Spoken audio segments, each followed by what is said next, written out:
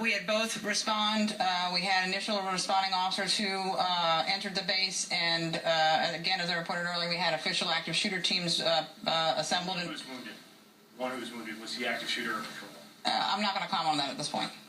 Chief Chambers, can you talk the about... The mayor at 4 o'clock mentioned a video that you had seen, the pulsing images off of the description of the person you're looking for. Is there a reason why stills or video from that hasn't been? There's been, obviously there is no place you can go in any city and not have multiple videos that are available. There is multiple videos that are being reviewed.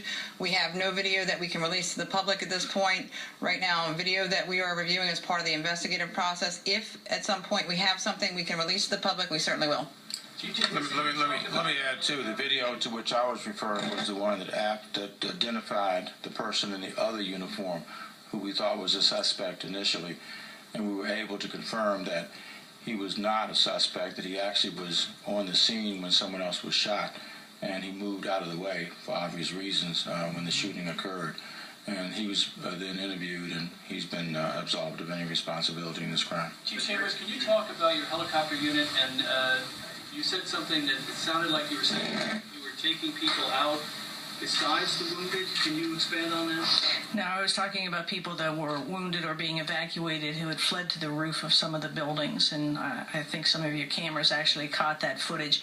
And at the same time, they served as eyes on the sky while they were there, and with Maryland State Police in Fairfax County as well. It was just a well-coordinated effort. Do you know how many people were actually medevac? I don't, sir.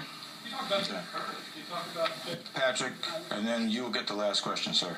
Mr. Mayor, have the family members of these victims been notified? Can you talk about how that process? No, they have not. We're still in the process of identifying who the victims are, so there is no information that's been fully confirmed at this stage. That process continues, and so we will identify the families, of course, first once we know fully who's been involved. Yes, sir. Are there still some yes, sir. sheltering in place in the Navy Yard? There are people still coming out of the Navy Yard. How many there remain there, I do not know at this stage, but as we were coming over, they were still, some of them uniformed officers of the Navy who were coming out getting on the bus. So there are people still there. Thank you all very much.